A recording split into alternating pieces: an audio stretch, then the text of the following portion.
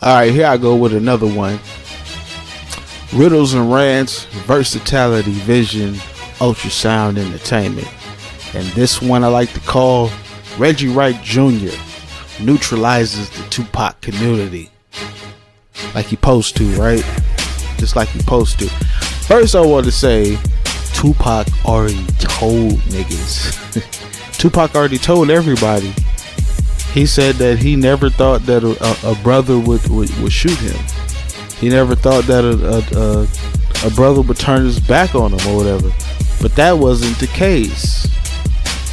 He told you that in interviews and with Sway. He told you that when he first got out of prison. He told you that with the phone call. Well, I forgot his name. It started with an S though. I don't want to mispronounce his name. But he's from A-Tray Gangsters. A-Tray Gangster Crip. Pretty much. I forgot his name. Like I said, I don't want to mispronounce it. But like he said he didn't think that brothers would turn on him.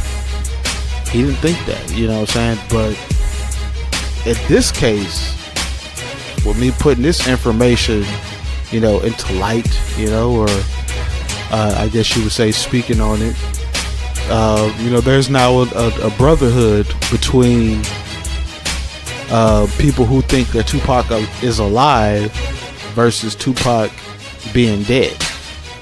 You know, and I said, like, you know, not one man owns the right to Tupac being dead. No one man owns that. The only people who own Tupac being dead are the initial people that reported it. You know, so that's what everybody is going off of. Just by what everybody else reported. Those are the people who own Tupac being dead. And nobody else. But, you know, I don't want to sit here and say that I would own it or I would claim to own it. You know, that I am the king or one of the kings of saying Tupac is alive. Like, I'm not going to make that claim. You know, but Tupac said, you know, he said the shit. He said that he never thought that brothers would shoot him and everything. And then when I heard the Brotherhood interview with everybody online, that's what it made me think of. It made me think of just that situation right there or whatever, because it's like, I mean, it wasn't Reggie Wright's plan to come in and neutralize everybody, but it's at the end of the day, it's about getting money, you know, with niggas and everything, because I guess everybody's, you know, whole rationale is that, you know, we all brothers, you know, and sometimes that's what it comes down to. And it's a beautiful thing, you know, when it's really a bunch of brothers coming together and doing some shit, no matter if they agree or disagree and shit like that. But it's another thing when, like I said, you have ulterior motives. When you have ulterior motives, then that's something else. You know, it's like people like to say, like, the white devil, white cracker, and everything like that. You know, but it's some grimy ass, gutter ass, just filthy ass, trifling niggas out there, demon like, you know what I'm saying? And it's like, you know, yeah, we all brothers, like, that's a fact. But it's like, you know, what you really in it for? What are you in for? What's in it for you? You know, so that's what I think about. You know, but when Pac said, like, hey, we can't be trusting these motherfuckers. We can't trust them like we used to. Like Pac said, he was on some revolutionary shit. He thought all niggas was together. All brothers banded together. No, some niggas that shot him. Right? So, I mean, it can be taken in different interpretations when it has to do with other brothers. But in this case, I'm saying that before Reggie Wright came along, there was no neutralization. You had Lay Legend over here. You had Tanique Reviews. You had Gab and Sam. You had I mean, I would even put Art of Dialogue in there. And then you had J Mix and RJ Bond and Bomb First and everything. Now, reminding you, no matter how much they want to try to tell everybody, RJ Bond, J Mix, and John, those are the same fucking people. And I don't mean like the same person, one person. They believe that Tupac is dead. They're just fighting on who killed him. That's what they're fighting over. That's their whole disagreement and everything. And then, like I said, once everybody got on the phone with Reggie Wright Jr., everybody folded up. And I would say the only one that I don't think folded up was Gab. Gab didn't fold up. He might not have got the questions that he wanted to get out or whatever, but he didn't fold up. When it's an AGTV came in there, or somebody, some representative of him came in there, he kind of fucked up the flow. But I mean, that's what happens. I mean, like you can't ban them from coming on there and everything, but it fucked up the flow. But like the questions that I guess because the only person on there left that believed Tupac was alive was Lay Legend, and he started asking some pretty decent questions, but then after a while, just like he just said fuck it, or he just folded up, But my whole thing was I wouldn't have had paid attention to the AGTV representative. I wouldn't have paid attention to it, But anyway, so I just feel that's what happened at this point now, and today, like currently, 2018, Reggie Wright Jr. has managed to neutralize the Tupac community, because those are all the basic people who cover Tupac or whatever. I mean, now Tupac hoax, and you seen these studios, like I wouldn't say they're new, but like I said, that's not really like a podcast. It's something else. I don't know what you call it when you just post like videos. Well, not videos, but you just post pictures and text messages and stuff, and nobody's having no commentary. I don't know what you call it, but like I said, what I do know is like it still has been neutralized, because it all started with RJ Bond coming out with trying to prove that Reggie had something to do with Tupac's murder. But once he couldn't prove that, then he had no choice but to fold up. He had no choice, unless he's holding out something that we don't know, or he simply just is like, damn, I got it wrong. Out of all that work I did, I got it wrong, or whatever. But this goes into play in two different places. Because like I said, when you're dealing with that, you're just dealing with people who are arguing over the fact how Tupac died. That's when you're dealing with those people. When you're dealing with us, when the people who feel that like, hey, now something's up, like it don't sound like this dude died or whatever. I mean, people die all the time, and it's like I said, it's a repetition on the process that happens. There's proof of it. There's all this and everything. There's nothing wrong and no mistakes and everything. And in this case, you have a person, an individual person who's a celebrity. This person is a celebrity, well known. People know him around the world. People don't know you and I. Nobody knows us. But people knew Tupac. So it's the fact that they couldn't get it right, just based on how known he was.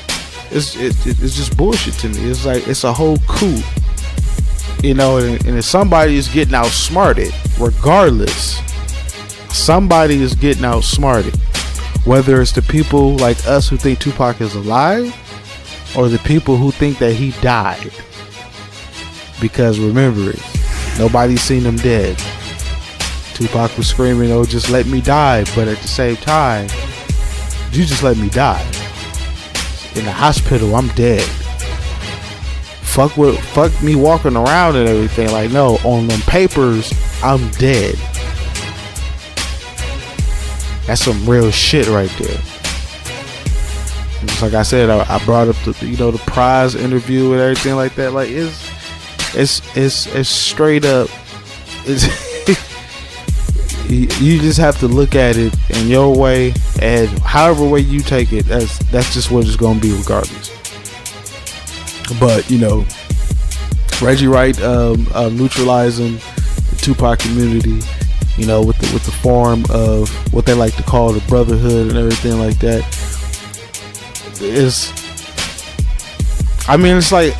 What else can you do now? Like you can still go and say that Tupac is alive, but it's like I don't know. I be thinking about how to put this shit, but it's like I don't know, and it's not like that I don't have nothing to put with it. It's just that when it comes to this shit, the way my mind works and the way that I formulate my questions and I think about shit, it is just totally beyond the average Joe to understand. Because I would have to put it out first and piece it together. Because right now it's just all up in my goddamn head. Because the people who believe Tupac is dead, they're gonna get most of the recognition anyway.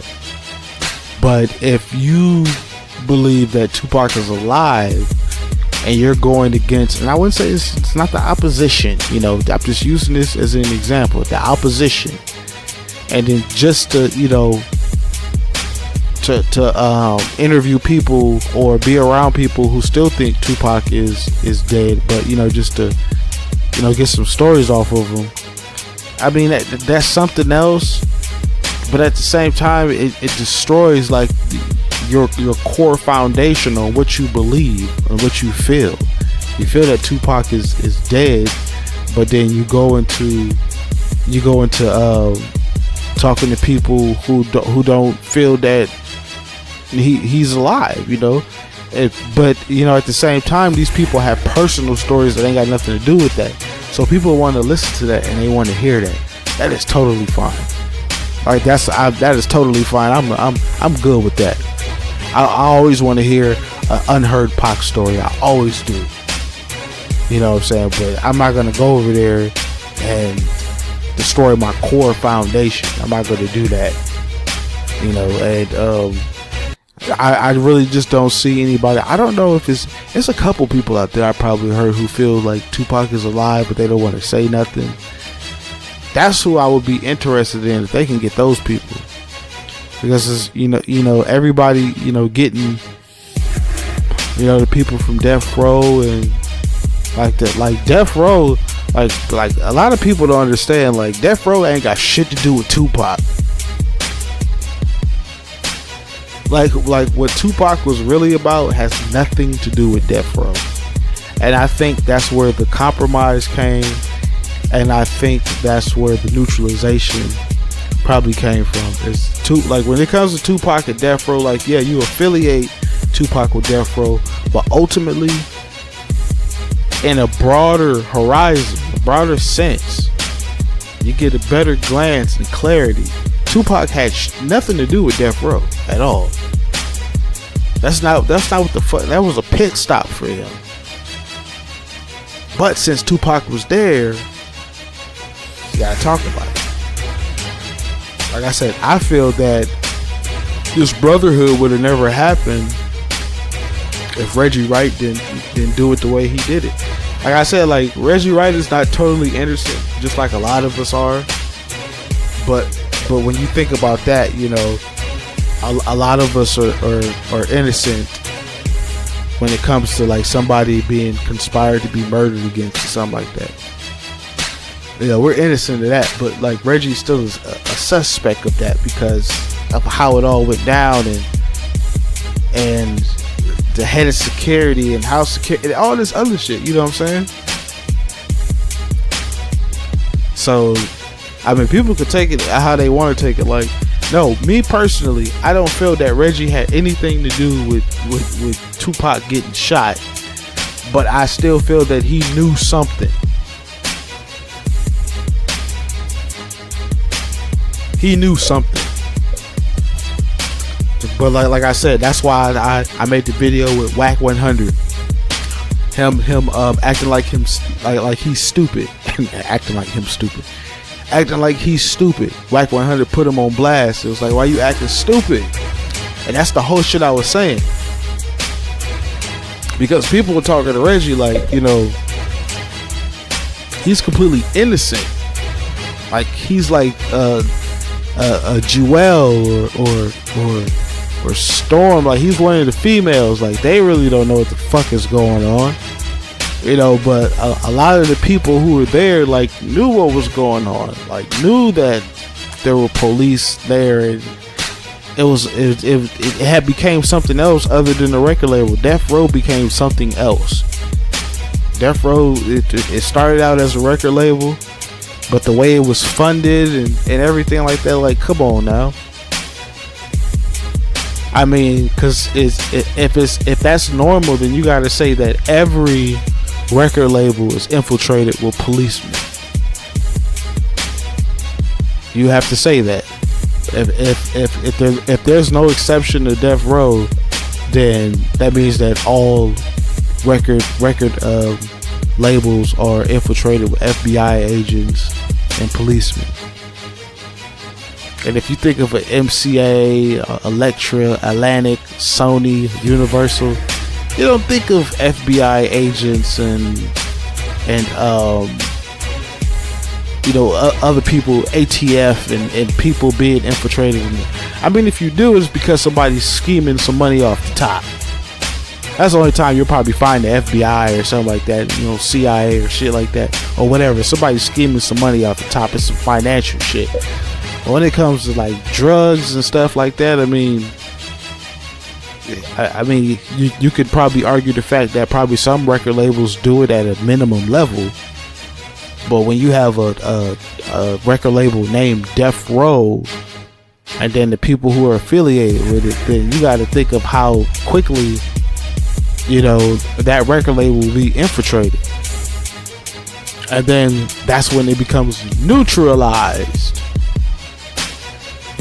It became neutralized. You don't know who the fuck is who because everybody is neutral. That's what neutralization is. You know, I didn't know this motherfucker was a goddamn undercover agent. I didn't know who the fuck this motherfucker was because everybody was cool. There was no opposition. Nobody else was considered the opposition. So, I mean, some of y'all just got to be careful on you know who you pick and choose to watch, I guess you could say, or who you just choose to trust in general. You know, I mean, some of these people are really on here for just the views and shit like that, and subscribers. And some people actually like, you know, I'll take that back. The second part is people just want to be entertained. They just like the entertainment of it. So it's the people who just want the likes and views and subscribers. It's the people on here who want to be entertained. And then there's actually the people on here who are like puzzled about this because it's like, you know, there's other things that we think about that's puzzling, but it's like with this, it's puzzling. You know, and you know, you get, you know, some people you can knock them off their square real quick. They'll come back to reality, but you know, it's for some people, you know, they ain't got that type of attention before. They don't get that type of attention. They never got that type of attention. So when you get attention like that, then that shit can throw you off your square, and then it could just be just like that. It could be just like that with them. And, you know, you just really never know. You know, so it's like, you know, once you knock them off their square, I think, you know, they I guess you could say they start showing their true colors and shit like that. And it just depends on how you take it, you know. It's not me saying like anybody is showing their true colors and shit like that. But when you just look at how it all went down, everybody has been neutralized.